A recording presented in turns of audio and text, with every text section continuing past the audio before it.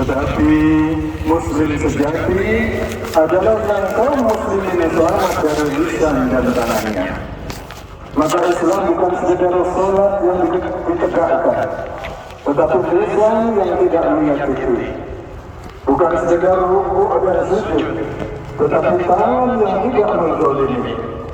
Jika seorang rajin beribadah namun lisannya melukai, tangannya menyakiti, maka dia belum mencapai hakikat Islam. Karena Islam al-hakiki wa dhul adha atau kaful adha atau man'ul adha, yaitu mengendalikan potensi bahaya dari diri kita kepada orang lain. Disinilah diukur kualitas Islam kita, bukan hanya pada kasratul amal, banyaknya amal, tetapi pada salamatul amal. Jamaah rahimahumullah, Nabi SAW juga menjelaskan iman. Dalam hadis Jibril yang saya baca tadi, iman adalah keyakinan kepada Allah, malaikat, kitab, Rasul, hari akhir, dan takdir. Namun dalam hadis lain beliau memberi indikator sosialnya. Wal mu'minu man amina an-nas ala dimaihi wa amwalihi wa amwalihi. Orang beriman adalah orang yang manusia merasa aman terhadap darah dan harta mereka dari orang tersebut. Iman bukan hanya urusan hati yang tersembunyi, tetapi amanah yang terlihat. Jika iman memenuhi hati, ia akan melahirkan dan mencucurkan, menjaga hak orang lain dan menjauh dari kezaliman. Karena itu Nabi Muhammad SAW bersabda, la imana liman la amanata lahu, tidak sempurna iman bagi yang tidak amanah. Maka ukuran iman bukan hanya apa yang kita yakini, tetapi sejauh mana orang lain merasa aman bersama kita. Iman sejati menghadirkan ketenangan, bukan ketakutan. Kemudian terdapat al-ihsan dalam hadis Jibril yang saya baca tadi, an-ta'budallah ka'annaka tarah, fa in lam takun tarah fa innahu yarak. Ihsan adalah beribadah seakan-akan melihat Allah Subhanahu wa taala, dan jika tidak mampu, maka yakinlah bahwa Allah Subhanahu wa taala sedang melihat kita. Ini adalah puncak kesadaran. Islam membentuk amal, iman menghidupkan hati, dan ihsan menghadirkan muraqabah. Kesadaran terus-menerus akan pengawasan Allah Subhanahu wa taala. Ketika seorang sampai pada tingkat ini, amalnya tidak lagi sekedar kewajiban, tetapi menjadi hidup penuh kehadiran dan jauh dari riya. Ia tidak hanya takut pada hukum, tetapi malu kepada Allah. Disinilah kualitas ibadah berubah dari gerakan menjadi penyaksian. Kemudian Al-Quran menambahkan dimensi al-hijrah. Secara sejarah, hijrah adalah perpindahan dari Makkah ke Madinah. Ia adalah peristiwa azimah, meninggalkan kampung halaman demi menjaga agama dan membangun al-mujtami'ul islami. Hijrah adalah taksis atau membangun fondasi umat. Namun dalam hadis lain, Nabi SAW menjelaskan dimensi yang tidak pernah berhenti. Wal muhajiru man hajara ma nahallahu anhu. Seorang muhajir adalah yang meninggalkan apa yang dilarang oleh Allah Subhanahu wa taala. Ini berarti hijrah tidak pernah berhenti pada sejarah, tetapi terus hidup dalam diri setiap muslim. Hijrah dari dosa kepada taat, dari maksiat kepada ketaatan, dari kelalaian kepada kesadaran.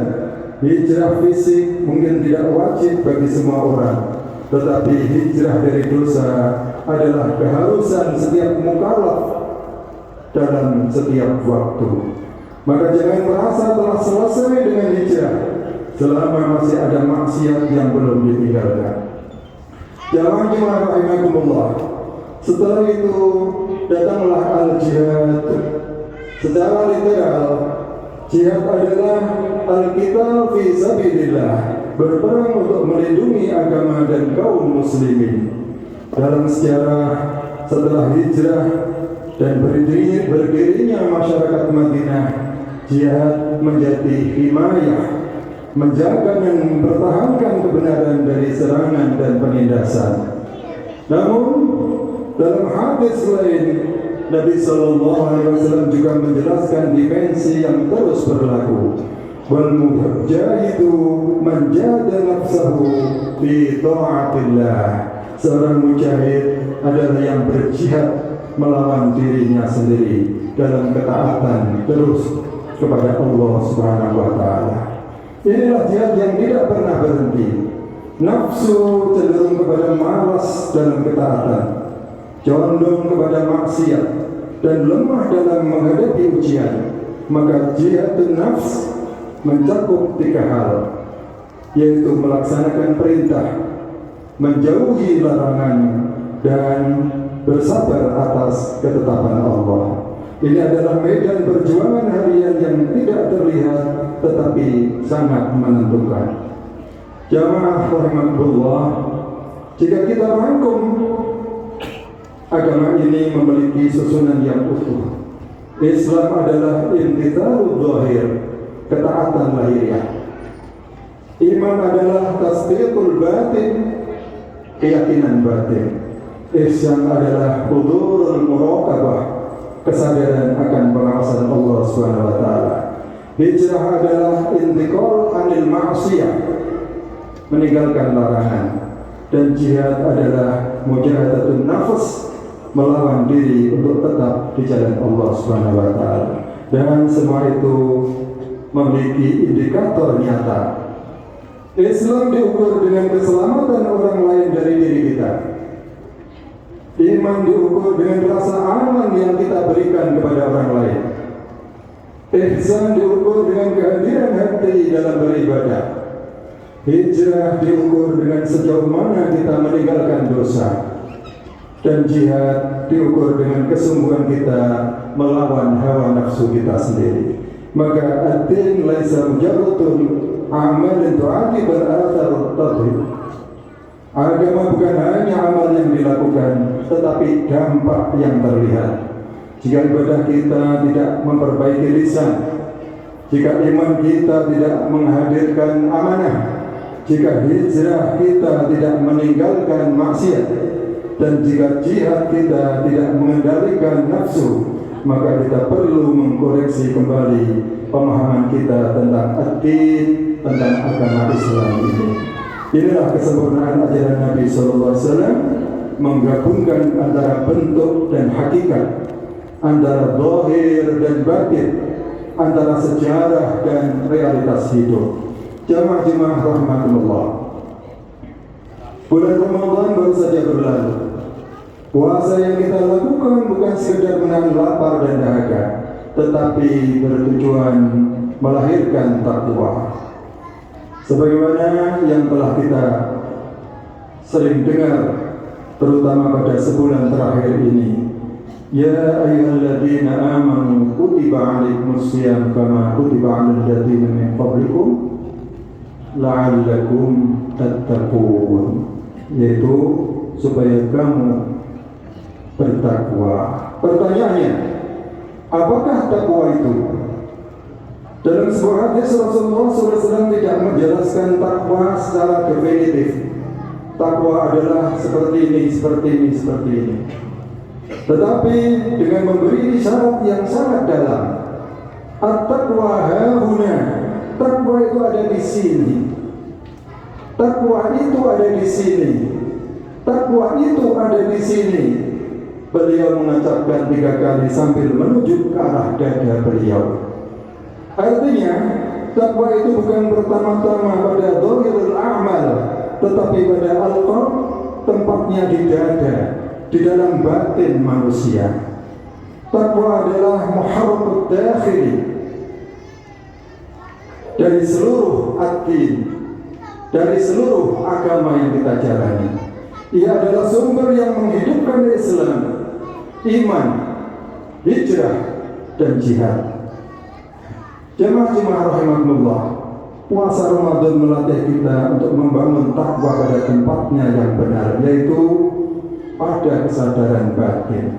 Namun yang perlu kita renungkan, apakah takwa itu tetap hidup setelah Ramadan? Jika setelah Ramadan lisan kembali bebas menyakiti, jari jemari tangan kembali ringan mendolimi, amanah mulai diabaikan, dosa kembali direncanakan, dan nafsu kembali dibiarkan, maka berarti takwa belum benar-benar bersemayam di hati.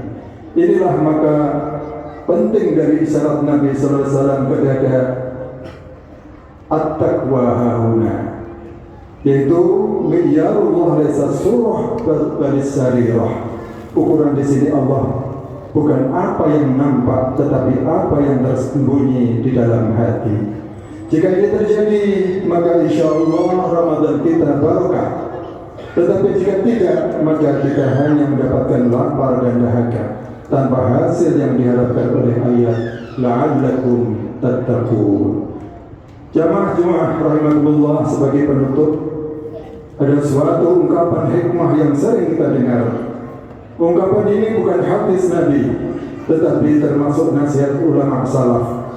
La takunu ramadaniyin wa kunu rabbaniyin. Maknanya, janganlah menjadi hamba yang hanya mengenal Allah di bulan Ramadan, tetapi jadilah hamba yang hidup bersama Allah sepanjang waktu.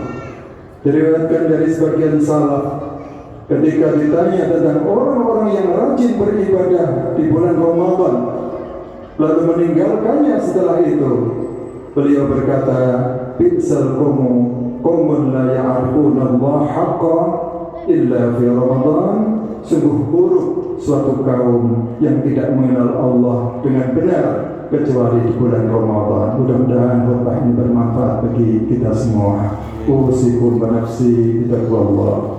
أعوذ بالله من الشيطان الرجيم الذين آمنوا وهاجروا وجاهدوا في سبيل الله بأموالهم وأنفسهم أعظم درجة عند الله وأولئك هم الفائزون وقل رب اغفر وارحم وأنت خير الراحمين. اللهم صل وسلم وزد وانعم وتفضل وبارك بجلالك وكمالك على زين عبادك واشرف عبادك سيدنا مولانا محمد وعلى اله وصحبه وسلم. ورضي الله تبارك وتعالى عن كل الصحابة على رسول الله أجمعين. الحمد لله على إحسانه والشكر له على توفيقه وامتنانه، وأشهد أن لا إله إلا الله وحده لا شريك له، وأشهد أن سيدنا محمدا عبده ورسوله الداعي إلى رضوانه. اللهم صل على سيدنا محمد وعلى آله وأصحابه وسلم تسليما كثيرا. أما بعد، فيا أيها الناس اتقوا الله فيما أمر وانتهوا عما نهى وحذر، واتقوا الله ما استطعتم واعلموا أن الله أمركم بأمر بدأ فيه بنفسه وثنى بملائكته المسبحة بقدسه، وقال تعالى: يا أيها الذين آمنوا اركعوا واسجدوا واعبدوا ربكم وافعلوا الخير لعلكم تفلحون. وقال تعالى: إن الله ملائكته يصلون على النبي يا أيها الذين آمنوا صلوا عليه وسلموا تسليما. اللهم صل على محمد وعلى آل محمد كما صليت على إبراهيم وعلى آل إبراهيم إنك حميد مجيد. وبارك على محمد وعلى آل محمد كما باركت على إبراهيم وعلى آل إبراهيم إنك حميد مجيد. اللهم اغفر للمسلمين والمسلمات والمؤمنين والمؤمنات الأحياء منهم والأموات إنك سميع قريب مجيب الدعوات. اللهم اقسم لنا من خشيتك ما يحول بيننا وبين معاصيك، ومن طاعتك ما تبلغنا به جنتك، ومن اليقين ما تهون به علينا مصيبات الدنيا، ومتعنا باسماعنا وابصارنا وقوتنا ما احييتنا، واجعله الوارث منا، واجعل ثارنا على من ظلمنا، وانصرنا على من عادنا، ولا تجعل مصيبتنا في ديننا، ولا تجعل الدنيا أكبر همنا ولا مبلغ علمنا، ولا تسلط علينا من لا يرحمنا. اللهم تقبل منا صيامنا وقيامنا، واجعله بابا إلى تقواك، ولا تجعل حظنا منه الجوع والعطش، بل اجعله نورا في القلوب واستقامة في السلوك. اللهم لا تجعلنا رمضانيين، بل اجعلنا ربانيين.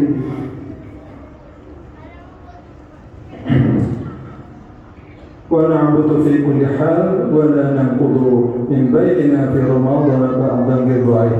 اللهم اجعلنا من الذين آمنوا وهاجروا وجاهدوا في سبيلك وأموالهم وأنفسهم، وارفع درجاتنا عندك واجعلنا من الفائزين. اللهم اجعلنا من المهاجرين إليك حقا، نهجر المعاصي والذنوب وننتقل من الغفلة إلى الذكر، ومن البعد إلى القرب، ومن الظلمات إلى النور.